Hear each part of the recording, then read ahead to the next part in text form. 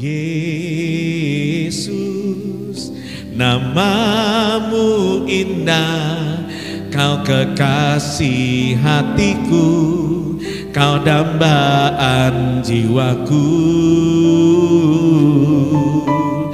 Yesus, ku cinta padamu, selalu dekat padamu, itu kerinduanku. Gampang ya, kita nyanyi dari awal, sama-sama katakan. Yesus,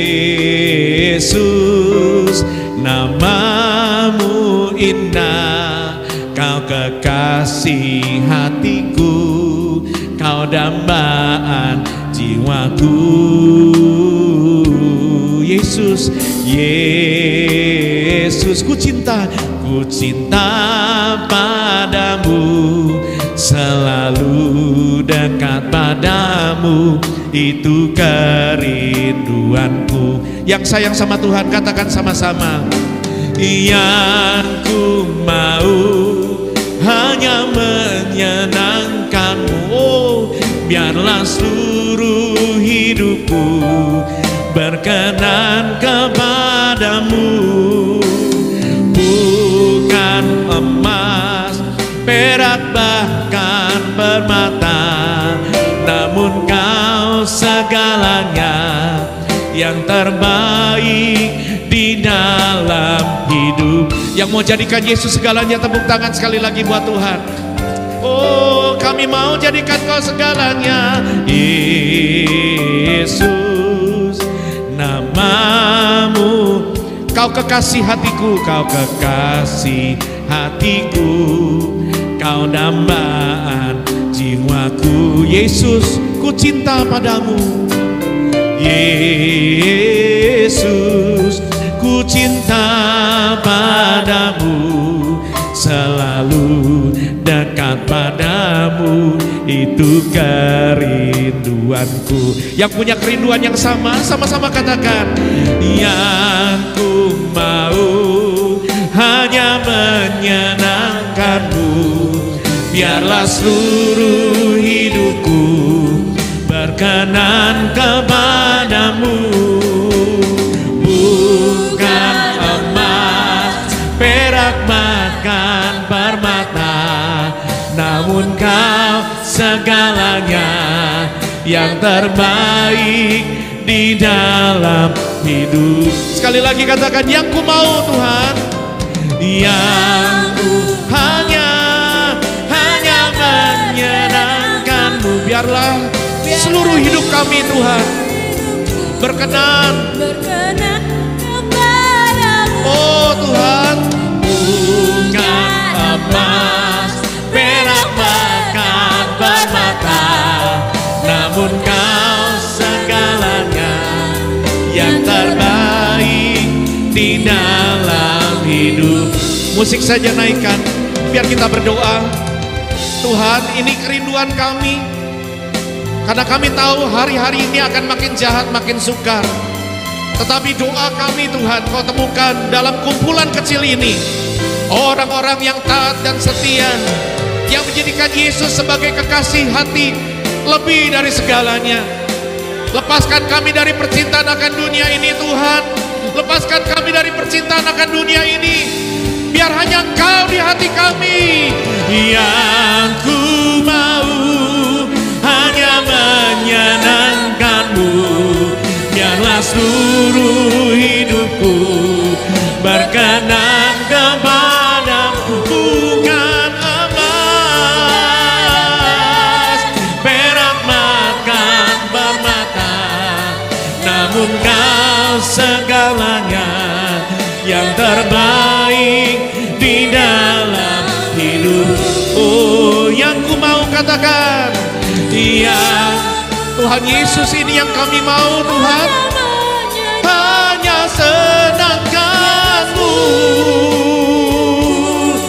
berkenan kepadamu.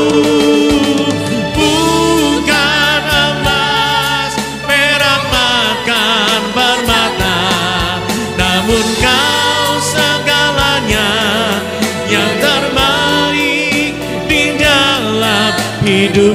Namun kau segalanya, namun kau segalanya, yang terbaik di dalam hidup. Namun kau segala, namun kau segalanya, yang terbaik.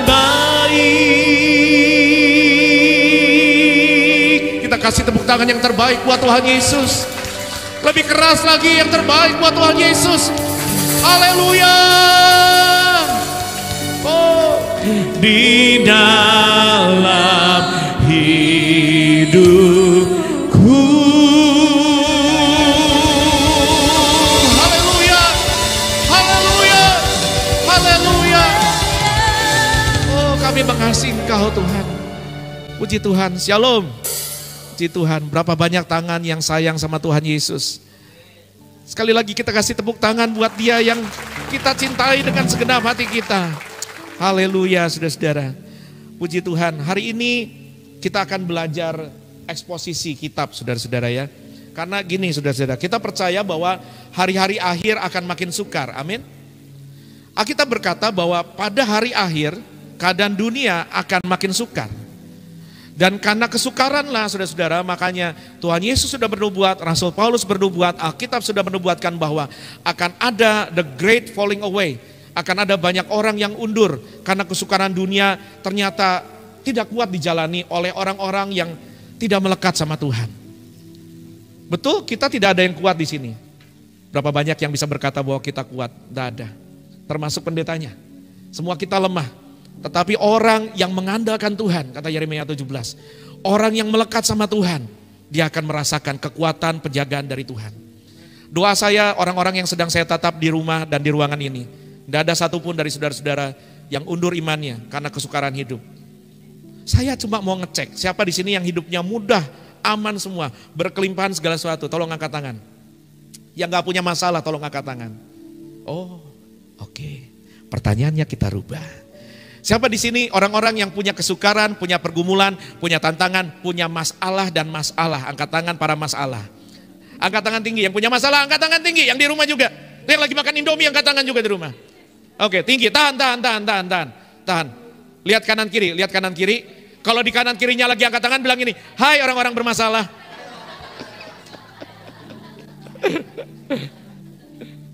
Padahal namanya Mas Dopit gitu ya, tapi kok masalah gitu hari ini. Bukan. Kita semua punya pergumulan, amin. Tetapi jangan biarkan pergumulan dan kesukaran hidup membuat kita undur dari Tuhan. Karena kita berkata barang siapa yang menang, kata kitab Wahyu, dia akan diberikan mahkota. Nah, saya harus jadi gembala saudara yang tidak hanya mengkhotbahkan khotbah-khotbah yang menghibur, khotbah-khotbah yang membalut, khotbah-khotbah yang menginspirasi, khotbah-khotbah yang profetik, yang membuat Anda tumbang, yang membuat Anda berbunga-bunga. Enggak, ada waktunya kita khotbah dengan poin-poin dari ayat-ayat yang dicomot sana sini, tapi ada saatnya Anda belajar daging semua. Hari ini kita akan belajar, Anda belajar untuk dengar khotbah dengan pola eksposisi. Eksposisi artinya saya tidak akan comot dari kitab lain, dari surat lain, murni dari kitab yang akan kita bahas hari ini. Dari sini kita akan gali betul-betul sesuai dengan apa yang Alkitab tulis, sesuai dengan konteks, dan kita aplikasikan ke dalam hidup kita. Betul, khotbah yang menghibur itu senang di telinga, tetapi hari ini Anda akan makan makanan keras. Karena kata Alkitab makanan keras hanya untuk orang dewasa, tetapi untuk bayi itu susu.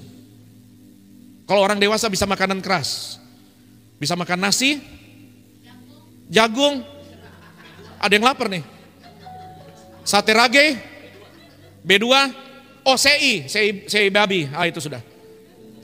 Nanti kalau selesai kita makan sama-sama, tadi sister yang teriak sudah siap untuk mentraktir kita semua.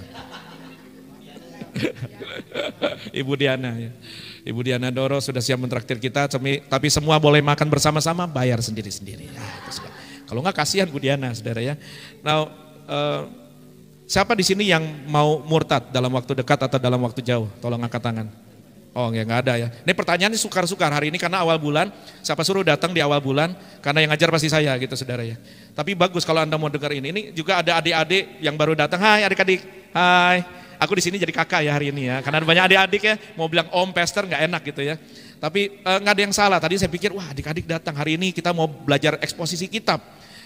Mungkin minggu depan datang lagi ya, kakak akan mau ngomong minggu depan jam 2 akan ngomong soal open minded, ya kan, love is love, ya kan. Kita akan bahas sama-sama hal yang lagi trending di anak muda minggu depan dengan cara yang nggak kaku segini ya. Kok langsung selebay begitu kamu?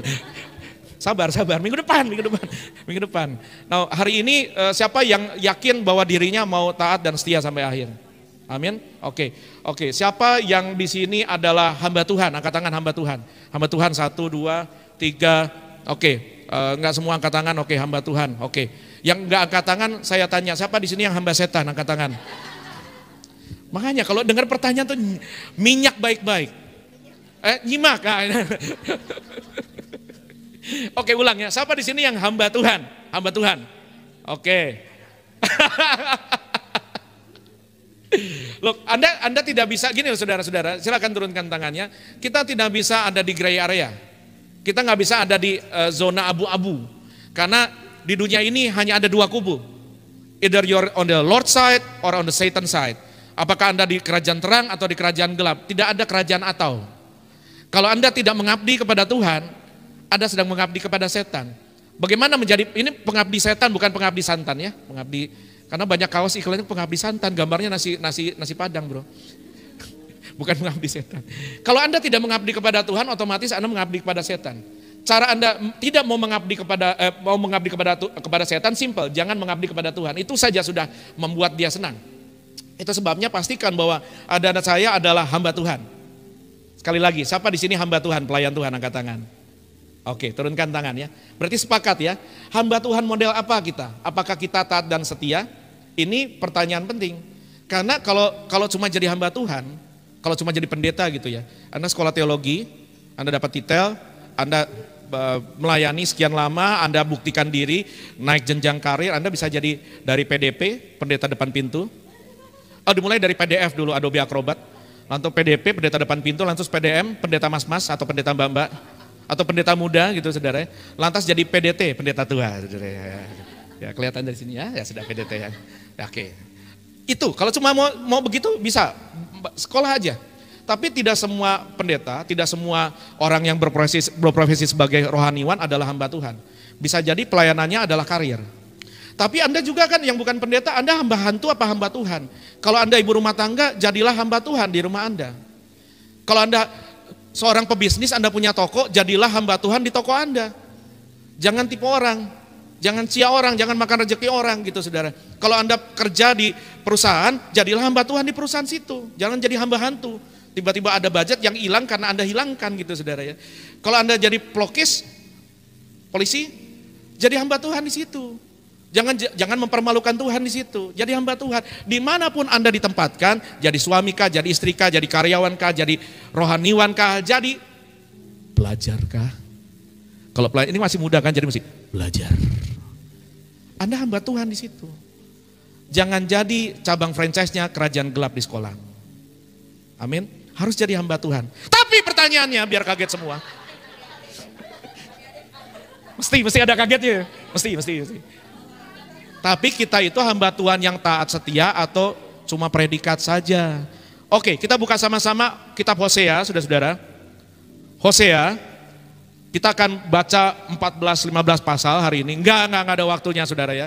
Eksposisi kita berarti saya akan mengupas seluruh isi kitab Hosea. Supaya Anda paham, nanti besok-besok ada yang comot ayat dari Hosea, Anda sudah ngerti konteksnya. Anda nggak bisa dibohongi oleh pengkhotbah yang nggak ngerti gitu saudara ya. Nah, tentu waktu ini tidak akan cukup untuk kita membahas kitab Hosea seluruhnya. Saya akan cari waktu bagaimana saya bisa habiskan kitab Hosea sekitar mungkin 4 kali pelajaran atau paling minimal 2 kali pelajaran. Kalau enggak selesai hari ini maka kita lanjutkan minggu pertama bulan depan ya. Hari ini kita akan belajar tentang Hosea, hamba Tuhan atau pelayan Tuhan yang taat dan setia. Kita baca ayat 1-9 saja dulu, 1-9. Hosea 1 ayat 1-9. Bergantian ya saudara ya, saya baca ayat ganjil, saudara ayat genap, nanti ayat terakhir kita baca sama-sama, sudah ada di layar, saya baca buat saudara.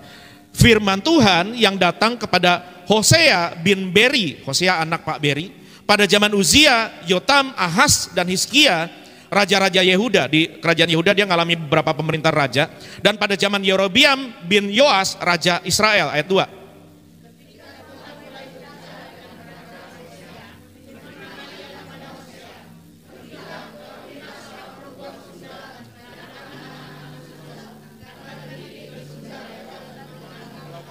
Ayat 3, maka pergilah ia mengawini Gomer binti Diblaim. Lalu mengandunglah perempuan itu dan melahirkan baginya seorang anak laki-laki. 4.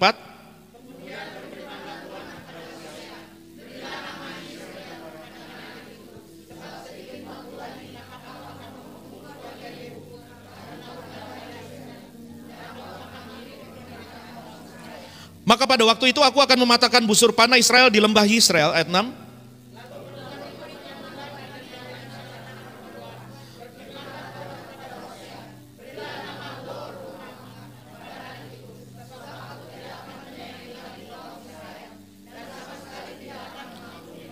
Tetapi aku, kata Tuhan, akan menyayangi kaum Yehuda dan menyelamatkan mereka demi Tuhan Allah mereka. Aku akan menyelamatkan mereka bukan dengan panah atau pedang, dengan alat perang atau dengan kuda dan orang-orang berkuda.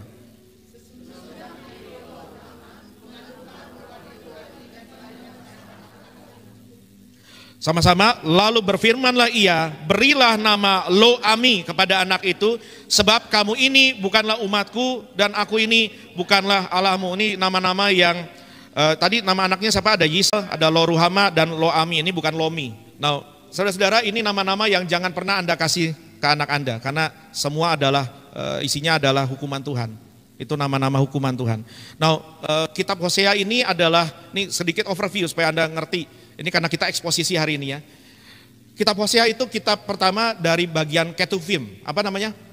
Ketuvim. Jangan muncrat ke sini saudara ya, nyampe sini.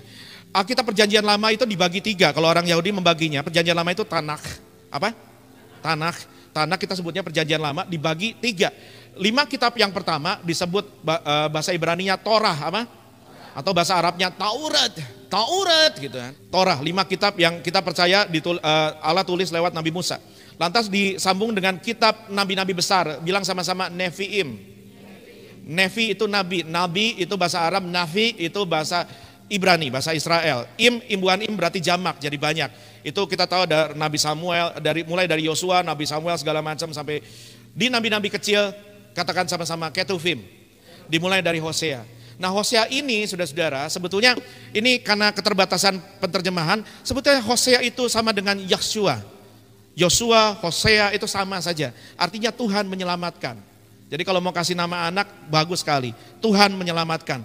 Nah, kitab Hosea ini dibagi, ada 14 pasal. Kalau mau dibagi jadi 2 tuh, pasal 1 sampai 3 bicara tentang tragedi rumah tangga Om Hosea. Atau kisah pribadinya Om Hosea. Lantas pasal 4 sampai 14 adalah catatan tentang pelayanan Hosea. Menyampaikan firman Tuhan, jadi nabi Tuhan buat kerajaan Israel. Atau kalau saya bagi, bisa dibagi 4 begini. Pasal 1 sampai 2 bicara istri yang tidak setia. Pasal 3 bicara tentang janji pemulihan di masa depan. Pasal 4 sampai 10 bicara tentang jemaat yang tidak setia, umat yang tidak setia. Pasal 3 sampai pasal 11 sampai 13 sampai akhir bicara tentang Allah yang setia. Nah, semua kita, saudara-saudara, bukan orang Wahyudi, apalagi Mama Rika. Bukan orang Yahudi dan bukan orang Amerika. Ya, kalau kita ngaku-ngaku orang Yahudi, tolong cek dulu di kaca seberapa panjang hidung kita. Hidung kita mancungnya masih ke samping. Berarti kita bukan orang Israel. Oke, orang apa kita? Iya betul, orang Indonesia, betul. Dalam konteks iman orang apa kita? Ada yang bilang orang Tenglang, orang Bangka, iya. Tapi orang apa kita dalam konteks iman? Mereka umat perjanjian lama, kaum Yahudi, orang Israel itu. Lantas kita adalah orang Kristen. Nah, orang Yahudi dan orang Kristen direkatkan dengan perjanjian yang sama. Allah bikin perjanjian dengan Abraham dan keturunannya jasmani. Kita yang sebetulnya nggak ada hubungannya ditancapkan, dicangkokkan oleh karena Yesus. Kita masuk dalam perjanjian itu. Berarti semua orang Kristen yang sungguh-sungguh mengasihi Tuhan, bukan cuma Hosea, bukan cuma bangsa Israel, termasuk Pak Audi dan Bu Riri, Bu Ola, Om Amasya dan saya, kita semua terpanggil untuk menjadi pelayan-pelayan Tuhan kita. Yang percaya katakan amin. Tetapi seringkali kita punya gambaran yang keliru tentang apa itu pelayanan dan bagaimanakah sebetulnya dunia pelayanan itu. Dan karenanya nggak sedikit, banyak bahkan orang yang undur dari pelayanan, baik pelayan-pelayan yang purna waktu maupun yang paruh waktu maupun yang volunteer. Sekali lagi, pelayanan jangan cuma mikir di ministry atau di gereja. Sekolahmu adalah pelayananmu, karirmu adalah pelayananmu, rumah tanggamu adalah pelayananmu, bisnismu adalah pelayananmu, tokomu adalah pelayananmu. Semua kita adalah pelayan Tuhan. Semua kita adalah hamba Tuhan. Sebab kalau tidak jadi hamba Tuhan, jadi hamba hantu, hamba setan. Cuma itu pilihannya. Tapi kita kemudian undur dari pelayanan, dari menghamba kepada Tuhan. Ketika keadaan menjadi sukar.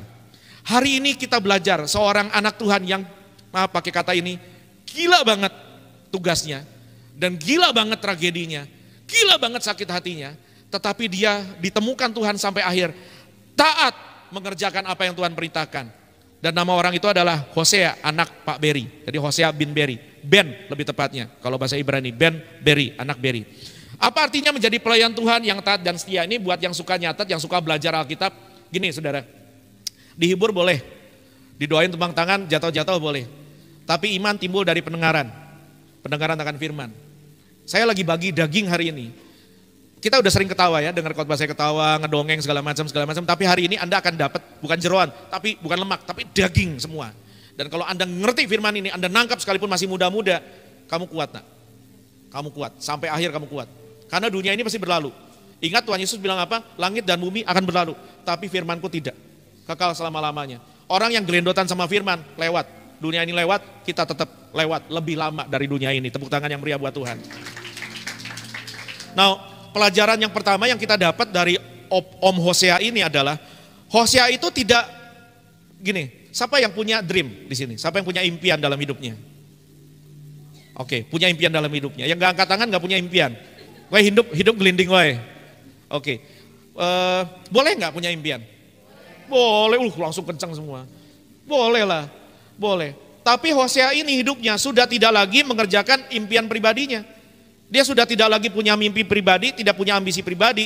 Ayat 1 dari ayat yang kita baca tadi dikatakan gini, firman Tuhan yang datang kepada Hosea bin Beri, atau dengan kata lain, visi Tuhan, God's vision, God's mission, mimpi Tuhan, perintah Tuhan, visi Tuhan yang datang kepada Hosea bin Beri. Ini jelas-jelas firman-Nya Tuhan, maunya Tuhan, impiannya Tuhan, visinya Tuhan untuk Hosea kerjakan. Bukan mimpinya dia lagi, bukan visinya dia lagi, bukan ambisinya dia lagi. Dan pada ayat-ayat selanjutnya, saudara akan temukan betapa ngeri banget, ngeri dan mustahilnya tugas Hosea ini. Ngeri, Anda tadi mungkin sudah bacakan sampai ayat 9, ngeri.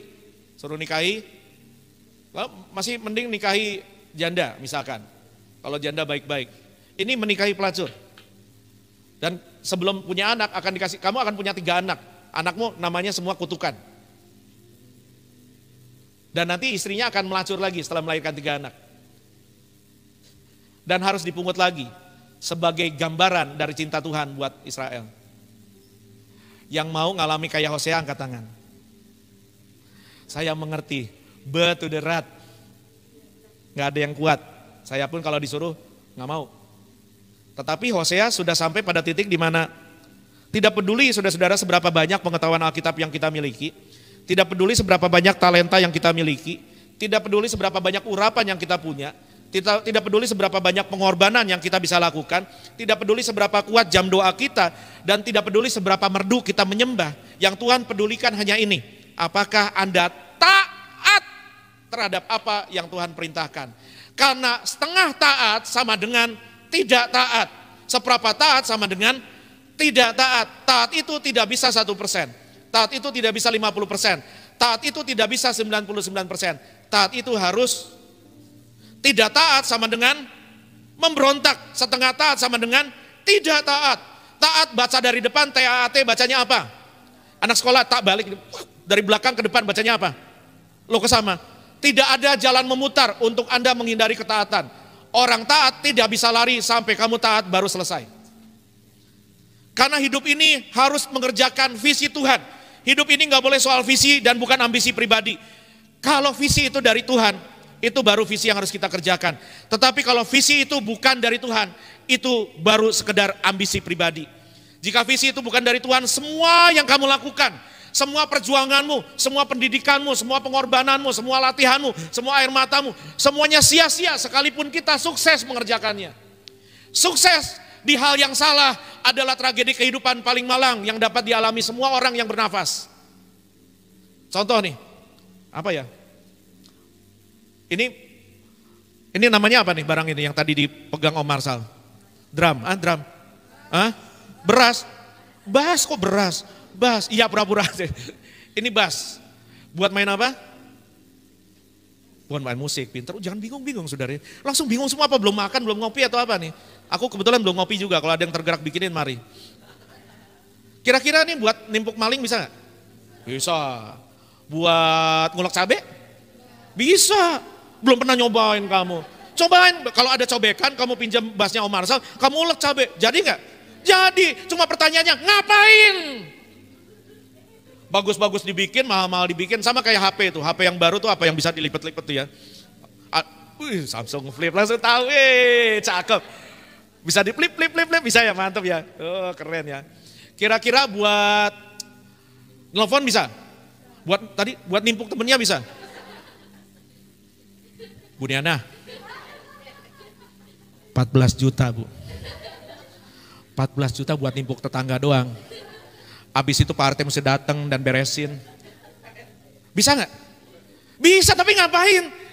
Dia tidak diciptakan untuk buat nimpuk tetangga. Ini tidak diciptakan buat nimpuk maling atau buat ngulek cabe. Kalau dia dipakai untuk nimpuk maling, buat demo, budut gitu, mukul orang gitu kan, atau ngulek cabe bisa. Tetapi bukan untuk itu dia diciptakan. Semua Anda lahir di dunia with a purpose. Anda bukan hasil accident. Teori evolusi berkata dunia diciptakan karena accident. Tiba-tiba jadi Anda. Dari monyet jadi kera, jadi gorila, jadi Anda. Saya tidak mau dibilang sebagai keturunan gorila. Saya diciptakan oleh Allah dengan tujuan. Demikian juga Anda. Anda bukan hasil dari accident. Anda ada di dunia ini dengan purpose, dengan tujuan ilahi. Temukan tujuan ilahi itu. Temukan. Kalau Anda dapat visi Tuhan untuk apa Anda lahir, itu dia. Bayangkan gini, misalkan Tuhan panggil saya, ini contoh saya aja, kalau contoh Anda takut saya nggak pulang nanti dimarahin. Saya dipanggil Tuhan jadi pendeta misalkan, jadi gembala saudara-saudara. Tapi saya berkarir di advertising, saya lanjutkan karir saya di advertising. Bisa meeting malam-malam, entertain tamu, minum 1 sloki, 2 sloki, 3 sloki, pulang nabrak, bikin dosa di mana-mana, terus dapat duit banyak. Terus saya kuaya-ruaya. Kalau cuma kaya mah kaya, wah ini kuaya raya. Ini udah di atasnya sultan, di atas ini. Kalau cuma kaya, wah kadang tagihan masih ada, masih pusing. Ini pusing, nih pusing, di atasnya pusing. Ini lebih kaya raya dan saya sukses, dikagumi banyak orang, lantas saya mati. Lantas saya ketemu Tuhan. Tong, pulang Tong. Saya Tuhannya orang Betawi ini. Iya be. Lu ngapain kerja begituan, siapa yang suruh? Mending juga kalau masuk surga, udah hidup dalam dosa, lari dari panggilan. Bener gak? Saya sukses tapi di mata dunia saya sukses. Atau saya jadi anggota partai gitu misalkan. Terus kepilih jadi gubernur. Nggak enak nyebutnya. Jangan, tanggal 13 masih jauh. Atau kepilih jadi gubernur misalkan. Dan saya berhasil membangun gitu. Terus saya mati. Tuhan bilang, kamu kan saya suruh jadi pendeta, siapa yang suruh jadi gubernur? Sukses gak saya? Saya buang-buang waktu sekian puluh tahun hidup saya. Begitupun juga Anda, kalau Tuhan panggil Anda jadi insinyur, yang suruh jadi dagang kuliner siapa? Kalau Tuhan panggil kamu jadi politisi, yang suruh jadi artis TikTok siapa? Kalau Tuhan suruh kamu jadi YouTuber, yang suruh kerja kantoran siapa? Ini penting saudara, Bapak Ibu, teman-teman, adik-adik, kamu cari kehendak Tuhan dalam hidupmu sejak kamu muda. Jangan sampai kamu kuliah salah jurusan pindah. Tadinya mau ke Grogol, sekarang ke Tanjung Priuk. Itu jurusan bis ya. Kan ada yang begitu banyak kan. Buang-buang waktu, wasting time. Tuhan tidak suruh ke kota A, pergi ke kota A. Ini berarti kita masih mengerjakan ambisi dalam hidup kita. Dan inilah ketika Anda sukses melakukan hal-hal yang Tuhan tidak suruh. Malang hidupmu. Sebaliknya jika visi itu dari Tuhan, Allah berikan visi dalam hidupmu. Maka dalam visi ada provisi. With God's vision, there's provision. Ada penyediaan, ada proteksi, ada pembelaan dari Tuhan. If it's God's will, it's God's will. Kalau itu kehendak Allah, maka dananya dari Tuhan. Jangan salah cari jurusan nanti, waktu kuliah. Dan kalau sudah kerja baik-baik, jangan salah cari pasangan. Mana tahu kamu disuruh Tuhan melajang seumur hidup. Nggak ada yang amin mesti, nggak berani dia. Amin. Kalau disuruh Tuhan ya, nah ya, kalau nggak majangannya kasihan kamu. Langsung amin loh ini. Wah tepuk tangan dong buat anak-anak muda militan banget ini. Wah ternyata benar memang kamu mesti datang pagi ini memang. Nah Hosea itu adalah pelayan Tuhan yang ketaatannya teruji. Bilang sama-sama taat, teruji. Taat saja kalau tidak teruji, belum taat. Karena belum teruji. Semua juga bisa ngomong taat, semua juga bisa nyanyi taat, semua bisa klaim dirinya taat. Tapi ujian membuktikan ketaatan. Ujian kesukaran apa saja yang Hosea hadapi dalam pelayanannya. Saya catat ada beberapa nih. Yang pertama, Hosea teruji ketaatan Hosea teruji. Ketika dia mendapati fakta dalam pelayanannya, ternyata cara Tuhan beda dengan cara dia. Apa aja cara Tuhan dalam pelayanan Hosea? Anda kalau dipanggil Tuhan nih, misalkan, siapa namamu dek? Iya, siapa? Wewe. Oh, udah Zeze. Susah banget namamu. Kalau Zeze, kamu tiba-tiba lagi jalan gitu ya, naik andong, selangit kebuka, ada cahaya. Zeze, keluar asap. Oh, kok Mr. Bean? Beda lagunya. Itu ketemu kamu langsung, hello, gitu. Thank you. Itu Mr. Bean. Terus kamu lihat asap keluar. Terus Tuhan bicara, ada malaikat kanan kiri. Zeze, langsung kamu ngapain? Ya Tuhan, kamu kupilih jadi hambaku. Kamu kuangkat jadi pendeta dengan urapan yang luar biasa. Ayo lakukan pelayanan untuk aku. Siap Tuhan. Bayangan kamu kalau kamu dipanggil Tuhan itu, terus kayak apa pelayananmu jadi pendeta? Zeze. Bayanganmu gimana pelayanan? Mana-mana pakai blazer mahal. Ya kan? Jarinya 5, cincinnya 10. Satu jari 2. Setiap kali shalom jemaat. Mulai dari belian sampai bacaan ada semua ya kan. Terus kemana-mana dikawal. Naik mobilnya, apaan Mercy. Naiknya Mercy. Atau minimal Aprat. Ya kan Aprat. Kemana-mana mau turun, pendeta aja dibukain. Atau kamu siapa nak namamu Pak? Christian. Kristen banget kamu. Namanya Christian, Kristen banget kan. Dibukain pintu, Pak Christian shalom. Harus jatuh. Kebayang kita gitu kan, terus masuk kantor ber-AC, gerejanya gede. Apaan ini Hosea gak begitu hidupnya? Cara Tuhan dalam pelayanan Hosea adalah 1, nikahi pelacur. 2, berikan nama anak-anakmu dengan nama ancaman dari Tuhan terhadap Israel. Yang pertama Israel, untuk mengingatkan Israel atas hutang darah. Yehu itu dipakai Tuhan untuk bunuh Isabel. Emang nyebelin tuh ratu. Isabel, Ahab dan semua. Tapi dia berlebihan sampai saudara-saudaranya, ponakannya semua dibantai. Bersimbah darah di tanah Israel. Tuhan kasih nama anak pertama Israel terhadap Israel supaya ingat kamu utang darah sama saya. Terus kemudian dikasih nama apa tadi? Lo Ruhama. Aku gak sayang kamu. No mercy. No mercy. Gak ada belas kasihan buat kamu. Israel itu dibuang gitu. Terus anak ketiga, kalau kamu jadi papa Hosea gimana perasaanmu? Ngasih anak 1, 2, 3, terus nomor 3 kasih nama siapa Tuhan? Lo Ami, not mine, bukan punya saya. Hai, nak, bukan punya saya, kan gak enak di absen juga. Berat Pak. Dan bukan itu, bukan Hosea naik, dapat fasilitas, pakai jas, naik mobil mewah, kantor ber-AC, dikagumi banyak orang, followernya udah sekian ribu K, dapat centang biru. Ya kalau belum biru, tunjuk aja sampai biru. Setiap kali kamu posting apa, semua orang, wede. Setiap kamu shalom, wede. Kan pengen kita kan sekarang begitu ya. Tapi Hosea gak begitu. Pengen kita terkenal. Hosea terkenal bukan karena urapannya, tapi karena masalah rumah tangganya. Setiap kita bisa taat jika cara-cara pelayanan yang Allah percayakan sesuai dengan mau kita.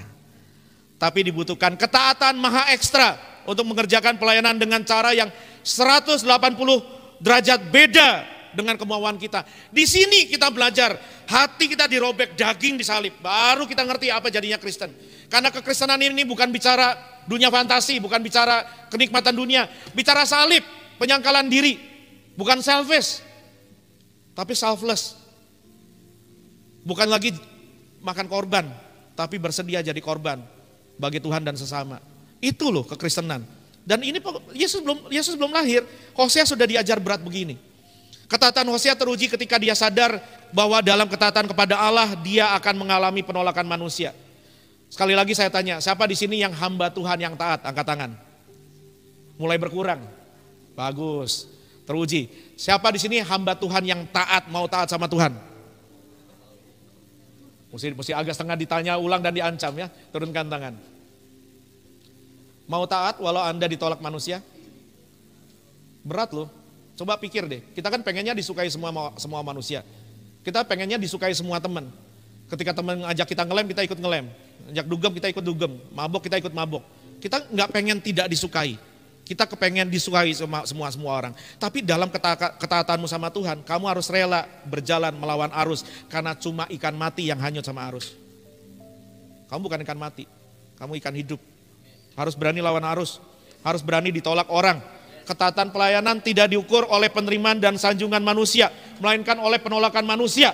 Hosea ditolak, bayangin jadi Hosea. Ketika dia harus menikahi pelacur, kira-kira orang tuanya ngomong apa? Tidak setuju. Tuhan yang nyuruh. Kira-kira teman-temannya ngomong apa? Wah lo gemblung lo, ini bocah pendidikannya babar pisan. Kira-kira tetangganya ngomong apa? Udah agak kurang lah itu, agak kurangnya dia itu. Udah gitu anak-anaknya namanya tragedi semua 3. Setelah itu istrinya pergi melacur. Udah aku bilang kan jangan kau nikahi dia, nggak percaya kau sama aku. Mau kemana kau? Mau kau pungut dia? Bagilah kau rupanya. Dipungut, kayak apa coba perasaan Hosea? Diomongin, syukur dulu belum ada medsos, distatusin gitu. Hosea ditolak bukan karena dia bukan orang yang tidak baik. Hosea ditolak justru karena satu, dia taat melakukan kehendak Tuhan, dan kedua Hosea ditolak manusia karena isi pemberitaannya nggak enak. Kalau kamu diutus Tuhan, pendeta Michael, beritakan firmanku bahwa umat itu akan diberkati berlimpah-limpah. Kamu kagetan lo udah minum obat jantung belum?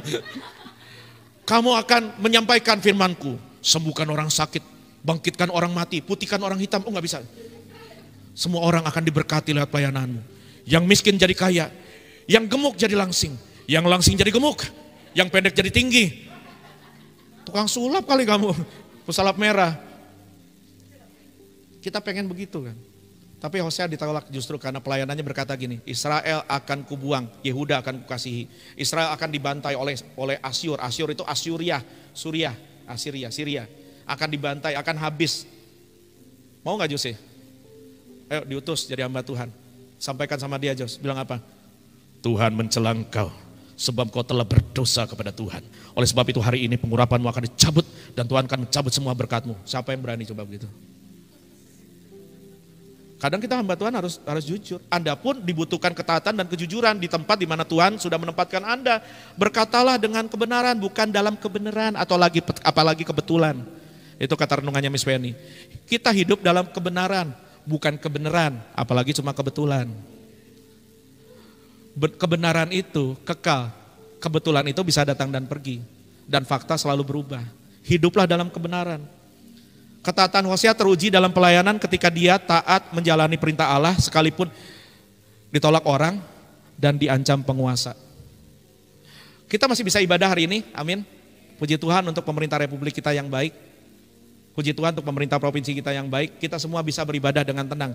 Kalau satu kali Anda ngalami, kayak saudara-saudara kita di Tiongkok misalkan. Kalau saudara-saudara kita di Roma abad pertama, barang siapa menyembah dan mengaku Yesus Tuhan. Kayak saudara-saudara kita di Timur Tengah. Masih mau ikut Yesus gak? Sekarang ngomong gampang, orang kita habis kita kebaktian di AC, pulang kebaktian nyari bacukyok. Habis itu dapat somai sama kuetio sirem, kuetio aciap. Ini kenapa sih udah lapar sih jemput makanan dulu. Tapi kalau kamu mau datang ke ibadah, ada kemungkinan kamu tidak pulang. Dan kalaupun kamu pulang, mungkin kepalamu sama badanmu sudah terpisah. Hosea itu bukan cuma dilawan tetangga, tetapi dilawan penguasa. Ketaatan pelayanan Hosea tidak teruji dari nyaman dan amannya dia menjalankan perintah Allah, tetapi teruji dari ancaman dari penguasa. Sebab Hosea harus bernubuat melawan negara, melawan Raja Yerobeam dan 6 raja sesudah Yerobeam. Enak apa enak? Kita sama penguasa kalau bisa kita sering senggolan. Mana tahu kecipratan, mumpung dia bertata berkuasa. Ini enggak, sama seperti Nabi Nathan. Ketika Daud jatuh dalam dosa, apa yang Nathan lakukan? Cerita. Oh, ada seorang yang punya banyak kambing domba. Lantas dia ambil domba tetangga yang miskin, yang cuma satu-satunya. Kemudian dia potong domba itu, dia masak, dia kasih makan tamunya. Daud marah. Daud bilang apa? Kurang ajar. Siapa itu? Mana orangnya? Nabi Nathan bilang apa?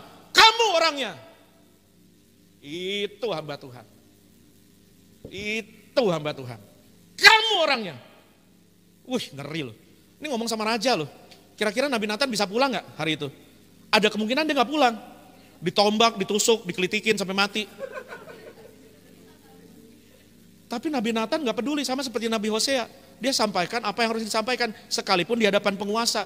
Kalau gak percaya, tanyalah Yesaya. Nabi Yesaya dipanggil Tuhan, ingat gak waktu dipanggil Tuhan gini, siapakah yang hendak kuutus, ini aku, utuslah aku utus kamu kepada bangsa yang tegar tengkuk, yang kupingnya tebal, yang gak bakal dengar selama puluhan tahun kamu khotbah, gak ada satupun bertobat. Mau? Bikin KKR. Shalom, cetak poster nih Yesaya, Nabi Yesaya, mungkin foto samping. Ini alamat medsosnya di TikToknya ini, Instagramnya ini. Begitu mulai KKR, gak ada yang datang. Kalau pernah ada yang datang 1.000 orang, yang bertobat dari 1.000 orang, yang bertobat satu, siapa? Yesaya. Ampun Tuhan, nggak ada yang mau berobat selama puluhan tahun. Kuat nggak? Yeremia dipanggil Tuhan untuk bernubuat terhadap kerajaannya, bangsanya sendiri.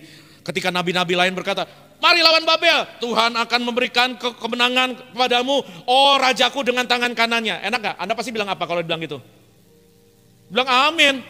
Tuhan akan memberkati Ibu Jenny dengan berlimpah-limpah. Tuhan akan membela Ibu Jenny dengan tangan kanannya. Bilang apa Bu biasanya kita? Amin. Tapi hari itu kejadiannya beda. Yeremia ketika dengar semua nabi itu bernubuat sama raja, lawan Babel, Tuhan akan memberikan kemenangan. Yeremia cuma misi raja. Jadi begini nih. Ini kata Tuhan sih, bukan kata saya. Jangan dilawan. Kenapa? Karena Tuhan sudah memilih Babel untuk melakukan Anda dan semua kita akan jadi tawanan. Udah gitu aja ya raja ya, pamit ya. Tahu Yeremia diapain? Sama tadi nabi yang bernubuat bagus, nubuatnya indah. Tuhan memberi kemenangan dengan tangan kanan, plok, digaplok dia. Digaplok. Habis itu dia dijemur siang-siang, diikat, digantung sampai Babel datang. Tanya sama Om Yohanes Pembaptis, yang ketika dia harus berkhotbah melawan penguasa yang namanya Raja Herodes. Wah, lagi dengar khotbahnya Yohanes, dia hampir kirim perpuluhan dikit lagi. Ditanya nomor rekening berapa, Nes? Si Yohanes bilang gini, celakalah kamu sebab kamu hidup dalam perzinahan, kamu ambil istri saudaramu, Herodias. Wah, Yohanes berakhir di mana? Di pinggan. Kepalanya di atas pinggan perak. Tanya Rasul Paulus, yang ketika awal pelayanannya, Roh Kudus kasih lihat penjara dan aniaya akan menyertai pelayananmu. Gak percaya, tanya Tuhan kita Yesus Kristus. Ketika dia lahir bukan di istana Herodes, di kandang hina. Dan Yesus sudah tahu sejak dia kecil, dia akan mati gimana. Dan ketika menjelang sekian jam, menjelang dia ditangkap, dicium oleh orang yang ngaku muridnya, dan disalib, dan dipermalukan, ditelanjangi, dan disiksa tanpa perikemanusiaan dengan sangat biadab. Yesus lihat, Yesus gemetar di Getsemani. Dan dia bilang apa? Sekiranya mungkin Bapa cawan ini lalu daripadaku.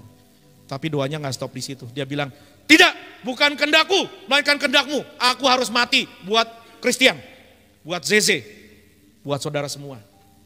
Yesus lanjutkan ketaatannya. Sehingga Pak Odi, saya, Bu Riri, kita semua Aksel, kita punya anugerah yang mengampuni segala dosa kita. Tepuk tangan buat ketaatan hamba-hamba Tuhan. God is no respecter of man. Selama kita masih takut manusia, sekalipun dia orang kaya, penguasa, takut terhadap pejabat, terhadap orang tenar, takut menyinggung mereka, dan lebih memilih untuk menjilat mereka, maka kita bukan hamba Tuhan. Bukan. Kita kepengen disukai, pengen semua, kita pengen kilik-kilik telinga orang supaya dia suka, simpati sama kita dan dukung kita. Enggak. Kita bukan hamba Tuhan. Ketaatan Hosea teruji ketika dalam ketaatannya melayani Tuhan, dia mengalami kesukaran ekonomi. Coba seseorang baca, coba Cici, Hosea 2 ayat 5. Hosea 2 ayat 5. Minta adik Christian ya, dengan keras ya nak. Hosea 2 ayat 5. Yang punya Alkitab kertas di ayat 4. Ya sebab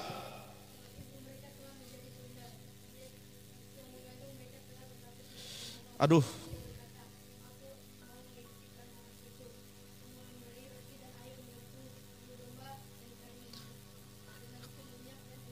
Ibunya Yisrael, Ruhama dan Loami telah menjadi sundal. Tahu sundal ya? Sundal ini ya pokoknya tidak baik lah. Jadi tidak senonoh kata Alkitab. Sebab dia berkata, ngapain gua dukung nih suami gila nih. Nabi Tuhan yang bernama Hosea nih udah botak, gak genah lagi pelayanannya. Gua mau ikuti para kekasihku. Kenapa? Dari kekasih-kekasih gua dapat iPhone, dapat si flip, dapat mobil, dapat duit, dapat bulu domba, kain lenan, minyak dan minumanku. Catat baik. Ketaatan Hosea teruji, ketaatan kita teruji ketika kita tetap taat melayani Tuhan dalam kesukaran ekonomi. Suaminya taat, istrinya enggak. Ketaatan tidak pernah teruji oleh kelimpahan, melainkan oleh kekurangan. Ini yang bikin istri Hosea yang tadi dibaca oleh Christian melacur demi mendapatkan cuan dan terobosan ekonomi instan. Ini juga yang membuat banyak pelayan Tuhan lari dari panggilan, atau yang lebih buruknya lagi tetap dalam panggilan sembari melacur dalam pelayanan. Melacur dengan dosa, melacur dengan dunia demi mendapatkan kepeng rupiah. Kita jual Tuhan. Sekalipun status kita hamba Tuhan, pelayan Tuhan. Ingat, hamba Tuhan bukan cuma pendeta, tapi semua kita. Kalau apa yang kami alami, yang berat itu, walaupun tidak seperti Hosea, yang kami alami berat itu, sebetulnya sudah membuat kami lemah. Dan sudah layak untuk membuat istri saya meninggalkan saya. Istri saya bertahan dengan saya, sekalipun kami hidup dalam banyak masalah, berbagai tragedi, berbagai operasi. She sticks with me, dia bertahan denganku. Saya kehilangan ginjal kanan, serangan jantung 2 kali, kena kanker stadium 3. Kaki mau dipotong, sudah lumpuh di kursi roda, harusnya dimakamkan tahun lalu, tapi gak mati-mati. Muncul lagi, gue lagi, apa kabar lu? Karena saya mesti ketemu kamu, ZZ, Christian dan teman-teman. Mesti ketemu lagi minggu depan. Tapi mudah untuk bugem meninggalkan saya sebetulnya. Bahkan sejak kami belum menikah nih, ketika masih baru akan menikah, saya dioperasi di rumah sakit Cikini, perut saya gede begini. Saya gak hamil, saya laki banget. Asli laki. Tulun patun kada pulen. Sudah robek-robek ini perut karena ginjal kanan jadi tumor raksasa. Dan ketika mengobati saya, suster-suster itu kan ya buka baju saya mau gak mau ya, ini udah robek-robek kan. Dia ngomong sama saya gini, waktu pacar saya waktu itu pulang. Karena mesti mandi kan, mesti makan, punya kerjaan lagi ditinggal demi saya. Terus susternya ngomong gini, Pak, itu pacarnya ya Pak? Iya. Calonnya? Sebetulnya udah tahu belum sih kondisi Bapak kayak begini? Bapak mungkin nggak survive, udah lihat perut Bapak begini, belum pernah sih. Ya suster yang udah lihat perut saya. Ini kalau dibuka ini sobek-sobek. Di sini ada 59 jahitan. Kalau berenang kan keren. Anak preman mana nih? Padahal operasi. Orang kalau saya lewat kan udah seru, waduh Bang Jago nih. Padahal saya operasi. Terus dia ngomong gini, Bapak mesti ngasih tahu, udah kayak begini. Mana tahu dia mau sama Bapak karena dia nggak tahu. Kalau dia tahu mungkin dia nggak mau. Setelah dia tahu apa yang dia nggak tahu, setelah Bapak kasih tahu dia nggak mau. Supaya dia tahu, Bapak kasih tahu. Jadi dia tahu dia nggak mau. Jangan suruh ngulang, susah. Ya itu realita. Dan istri saya tahu, pacar waktu itu. Dan nggak batal merit dong. Tetap dipungut nih anak priuk. Sampai sekarang juga, waduh masih nahan hati, udah bocel, udah banyak helipad di belakang, masih bertingkah aja kata dia. Tapi kesulitan ekonomi tidak membuat dia dan kami lari dari panggilan. Apa berarti saya hamba Tuhan yang taat? Belum, karena pelajaran masih jalan. Berani ngaku-ngaku taat dan setia itu nanti kalau udah dikubur. Sekarang mah belum terbukti. Mana tahu besok berubah kita. Ini dari tadi ketawa supaya nggak nangis. Ketaatan itu diuji bukan dalam kelimpahan. Kalau dalam limpah kita berkata, Yesus terlebih besar. Enak ya. Yesus terlebih besar di dalamku. Tabungannya 200 juta. Di dalamku. Dapat bonus gaji 13.50 lumayan. Angkat tanganmu dua-dua. Yesus terlebih. Ini ada yang kirim nasi bungkus. Yesus terlebih besar. Dapat jackpot mobil bro. Di dalam. Pakai komentar lagi. Selama-lamanya. Tiba-tiba ada yang nanya, abang nomor teleponnya berapa? Nyanyi lagi. Yes udah. Tapi kalau lagi susah, bisa nyanyi gitu. Hah? Yang nyuruh nyanyi gitu siapa? Kayak videonya Eyang itu ya. Senyum tapi serem. Aduh. Tahu gak saudara-saudara? When God wants to do an impossible task, He take an impossible man and crush him. Kalau Tuhan mau punya sebuah tugas yang impossible, Dia akan cari orang yang impossible, dengan segala kehebatannya, kemampuannya. Lalu dia remukkan dia. Sebab Tuhan tidak bisa buat seseorang jadi something kalau dia belum jadi nothing. Dia harus belajar jadi nothing. Baru Tuhan bisa bikin dia jadi something. Selama Anda masih bisa berkata gue nih, enggak bisa dipakai Tuhan. Sampai habis saya, sampai saya berkata saya sudah tidak sanggup. Baru pelan-pelan Tuhan pungut. Every man used by God is a broken man. Setiap orang yang dipakai Tuhan ada orang-orang yang sudah diremukkan. Kalau kamu punya tampang, kamu punya talenta, kamu punya modal, punya kapital, kamu punya looks, kamu punya tim, semua bisa desain itu. It can be design. Di zaman media ini sangat bisa. Kamu bisa tampil dengan chord main miring, suara dibikin, hihihihi. Kamu doain orang jatuh karena kamu dorong, bisa juga desain cut dikit. Kamu makan jengkol 5 biji, rebah pasti. Nggak, ukurannya bukan itu. Bukan itu ukurannya. Saya juga dulu suka gitu doain orang jatuh, orangnya jatuh, seneng gitu kayak, weh, gue sapa dulu nih. Abis itu hidupnya gak berubah. Udah lihat saya yang begitu, saya di pelayanan udah puluhan tahun, udah lihat yang begini-begini. Setiap kali ada 20%, jatuh, dosa lagi. Setiap kali didoain, basar, bangun, balik lagi ke dosanya. Sebab Kristus kan sudah berkata, aku berkata padamu sesungguhnya jikalau biji gandum tidak jatuh ke dalam tanah dan mati, ia tetap satu biji saja. Tapi jika ia mati, ia akan menghasilkan buah yang banyak. Mau dipakai Tuhan, mati buat dirimu sendiri. No longer I. No longer I. Jangan lagi merasa Asaf nih, Victor nih, Marsal nih, Christian nih, Zeze nih. Enggak, Kristus dalamku. I'm nothing, He's my everything. Tepuk tangan buat Tuhan Yesus. Hanya orang-orang yang bisa berkata gitu. Sampai kita bisa berkata sama seperti Kristus yang tidak menganggap dirinya dalam kesurupannya dengan Allah sebagai milik yang harus dipertahankan. Melainkan telah mengosongkan dirinya. Turun mengambil rupa hamba, turun ke dunia hina. Habis Kristus. Tuhan pun tidak bisa memakai bahan-bahan yang masih mentah keras menggumpal. Kalau ibu-ibu mau masak sambal, dia harus ulek halus sampai halus itu semua biji-bijian dan cabai. Dan Tuhan harus ulek sampai halus semua orang yang merasa hebat, merasa mampu, merasa bisa sampai hancur lebur. Sampai mereka ngerti bahwa tanpa Tuhan mereka nothing, maka Tuhan bisa bikin mereka jadi something. Dan orang-orang ini akan bisa berkata, Soli Deo Gloria, segala kemuliaan hanya bagi Tuhan. Tuhan harus rontokkan segala kekuatan dan kebanggaan kita dulu. Sebelum kita jadi benih yang benar-benar mati. Saya belajar bahwa Tuhan tidak bisa pakai orang yang masih punya harga diri. Masih punya harga diri, gak bisa dipakai Tuhan. Berapa sih hargamu? Kita kan sampah yang dipungut Tuhan. Yang masih punya ego, yang masih suka baper, yang masih suka merasa mampu. Dia akan ulek kita sampai semua kekuatan kita habis. Dan kita berkata hanya Tuhan saja. Sebab benih itu harus mati sebelum menghasilkan kebangkitan. Sebelum dia jatuh habis ke tanah dan mati. Kita nggak bisa dipakai Tuhan sampai kita bisa berkata segala pujian bagi Tuhan, hanya Tuhan layak disembah, tak seorang pun layak megahkan diri, kemuliaan hanya bagi Tuhan. Tepuk tangan yang meriah buat. Selama kita masih merasa bisa dan mampu, Tuhan akan sangat berhati-hati untuk mengangkat kita. Sebab orang begini kalau diangkat, dijamin jatuh. Tuhan gak akan izinkan Anda jatuh. Apa yang naiknya cepat, jatuhnya cepat.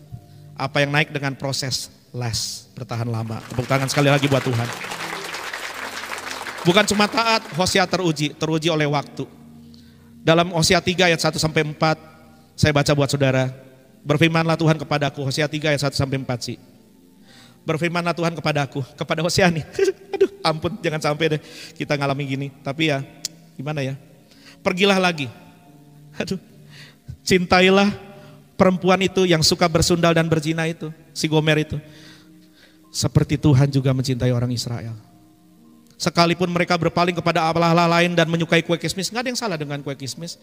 Kue kismis di sini konteksnya ini bahan persembahan buat patung-patung itu. Lalu kata Hosea, aku beli dia. Dia datang ke pasar budak. Istrinya lagi melacur, mungkin lagi diikat, udah berdarah-berdarah, udah tidak berpakaian utuh.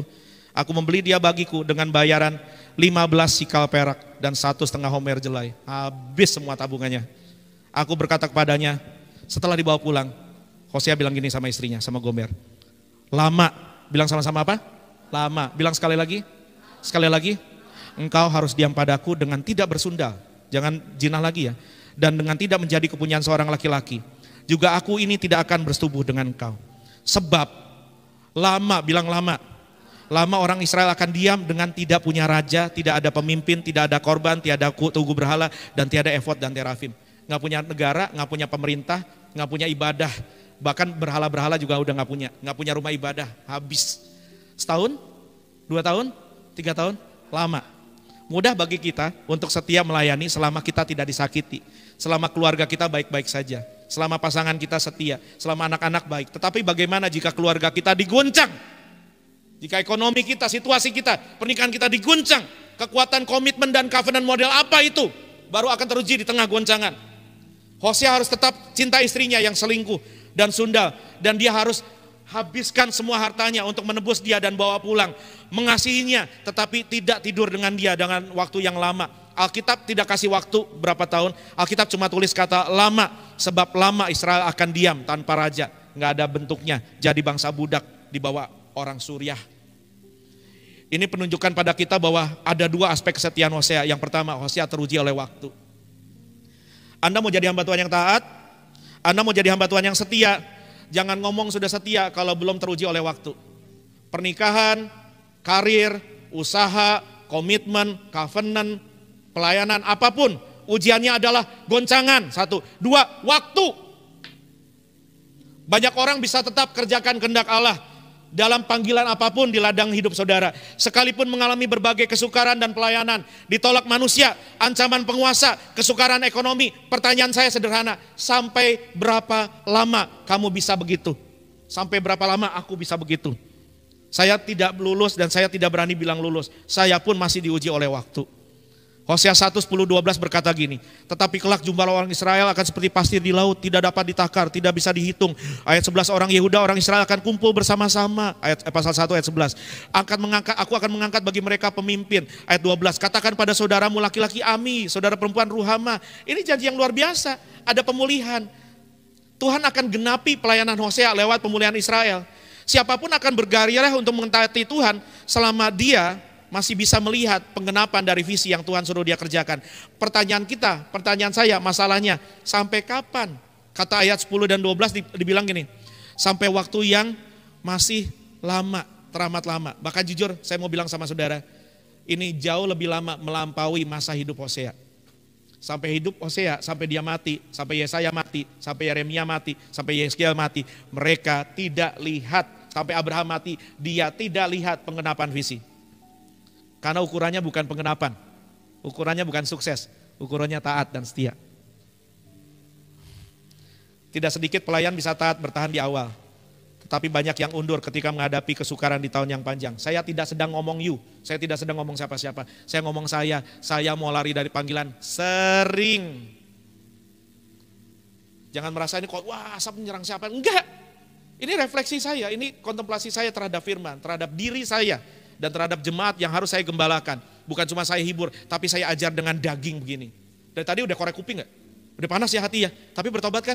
Ini yang membuat Anda bertahan. Mau antikris nongol kapan kayak? Bukan itu masalah kita. Masalah kita adalah kalau Tuhan datang kita ditemukan taat setia gak? Itu, yang mau taat setia tepuk tangan yang meriah buat Tuhan. Pelayanan Hosea adalah sebuah pelayanan yang hasilnya tidak dia lihat selama umur hidupnya. Aduh, kepada Nabi Yesaya juga Tuhan janjikan yang sama. Kamu akan berkhotbah dan mereka tidak akan mendengar. Mereka akan mengeraskan hati, tidak menanggapi. Hati mereka akan seperti batu dan mereka tidak akan bertobat dan berbalik.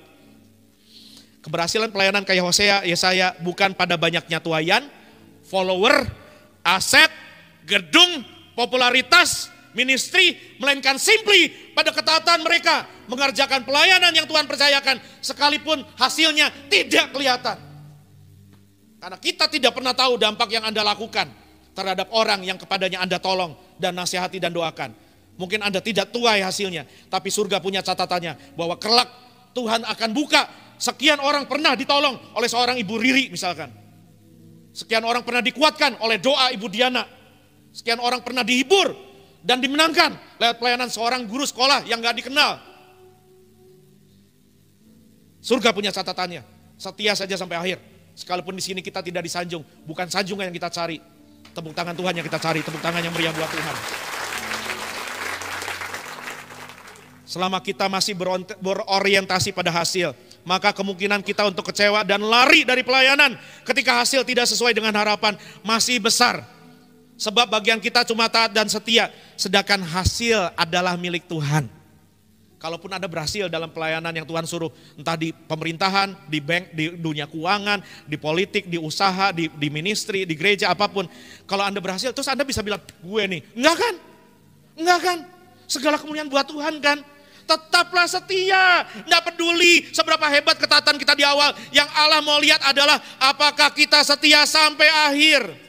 Ukuran keberhasilan pelayanan bukan cuma ketika kita taat, waktu kita hebat, talenta hebat, bahkan pengorbanan hebat, urapan hebat. Yang menentukan berhasil atau enggak adalah ukurannya taat atau enggak. Yesaya itu dalam kacamata kita nabi paling gagal, enggak baptis orang satu biji juga. Nggak usah Yesaya, langsung anak Allah. Dari sekian ribu orang yang mengeluh-ngeluhkan dia masuk Yerusalem, teriakannya berubah. Ketika pertama masuk Yerusalem teriak, Hosana, Hosana bagi dia yang datang dalam nama Tuhan. Kurang dari seminggu kemudian teriakannya apa? Salibkan dia, salibkan dia. Ribuan orang mengikuti. Di Yohanes 6 mulai ribuan orang meninggalkan. Dari 12 orang satu berkhianat. Ketika dia dalam keadaan terjepit, dia berdoa. Dari 12 orang tinggal 3 bertahan. Ketika dia bertanya kepada orang ketiga, tidak kuatkah kamu berdoa bersama saya 1 jam saja? 1 jam saja, 3 tidur. Dan ketika akhirnya dia ditangkap dan dia mau disiksa, tidak ada satu yang berkata, aku murid Yesus. Semua bilang, aku tidak kenal dia. Ayo, mau ukur keberhasilan lewat jumlah, lewat dampak, lewat popularitas, lewat follower, ayo. Apa ini gereja roti urip ini?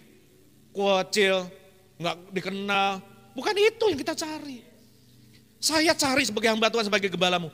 Saya mau lihat ketaatan dan kesetiaanmu teruji di hadapan Tuhan. Sehingga orang gak puji, tetapi upahmu kekal dan mahkotamu menanti. Tepuk tangan yang meriah buat Tuhan. Kita bisa setia ketika pelayanan memiliki support, orang-orang yang mendukung kita, orang-orang yang merayakan kita. Tetapi ketika kenyamanan berubah jadi ketidaknyamanan, ketika dukungan berubah jadi perlawanan, ketika posisi berubah jadi oposisi, di situ justru kesetiaanmu diuji. In the end, pada akhirnya saya akan tutup dengan ini. God is not going to say, well done, good and successful servant. Tuhan gak akan bilang di akhir berkata gini, baik sekali perbuatanmu, hai hambaku yang baik dan sukses. Hai hambaku yang baik dan berhasil. Enggak. Tuhan akan bilang pada Axel, baik sekali perbuatanmu, hai hambaku yang baik dan setia. Ukurannya setia. Ukurnya setia. Yesus, namamu indah, kau kekasih hatiku, kau dambaan jiwaku. Yesus, ku cinta padamu, selalu dekat padamu, itu kerinduanku. Katakan sama-sama, yang ku mau hanya menyenangkanmu. Yang ku mau hanya menyenangkanmu. Biarlah seluruh hidupku berkenan kepadamu. Bukan emas, perak bahkan bermata, namun kau segalanya, yang terbaik di dalam hidupku. Mari kita bangkit bersama-sama, yang mau taat dan setia, melekat saja sama Yesus, cinta saja sama Yesus. Yesus, namamu indah, namamu indah, kau kekasih hatiku, kau kekasih hatiku, kau dambaan jiwaku. Yesus, Yesus, ku cinta padamu, selalu dekat padamu, itu kerinduanku. Sama-sama katakan, yang ku mau hanya, yang ku mau hanya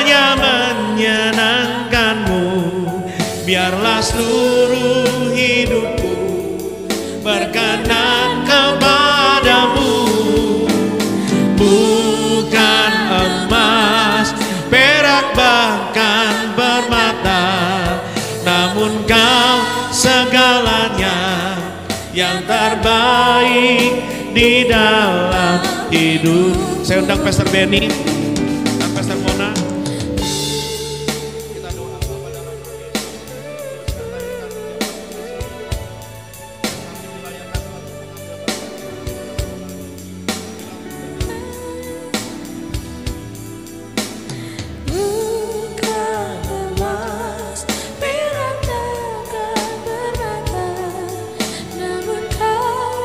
silakan duduk saudara-saudara sambil menyanyi. Di dalam hidupku. Dari awal katakan sama-sama, Yesus namamu indah. Yesus namamu indah. Kau kekasih hatiku, kau dambaan jiwaku. Yang sudah dibaptis saja yang boleh ambil perjamuan. Ku cinta padamu, selalu dekat padamu, itu kerinduanku. Sama-sama katakan, yang ku mau Tuhan, yang hanya menyenangkanmu, biarlah seluruh hidupku berkenan kepadamu. Bukan emas, perak akan permata, namun kau segalanya yang terbaik di dalam. Yang sudah dapat kita bangkit berdiri sama-sama katakan, yang ku mau Tuhan hanya menyenangkanmu. Oh, yang ku mau hanya menyenangkanmu, biarlah seluruh hidupku berkenan kepadamu. Bukan emas, perak akan permata, namun kau segalanya yang terbaik di dalam. Oh, yang ku mau, yang ku mau hanya menyenangkanmu, Yesus. Oh Tuhan, bukan emas, perak bahkan permata, namun kau segalanya yang terbaik di dalam hidup. Namun kau segalanya yang terbaik di dalam. Namun kau segalanya yang terbaik di dalam hidup. Telah berdoa dan harapanmu lenyap, air matamu pun jatuh sepanjang hari. Yesus tahu dan mengerti berapa kuat Dia beri seorang mendoakanmu. Seorang mendoakanmu. Seorang mendoakanmu. Bila kau rasa sepi dan hatimu pun sedih, ingatlah seorang mendoakanmu.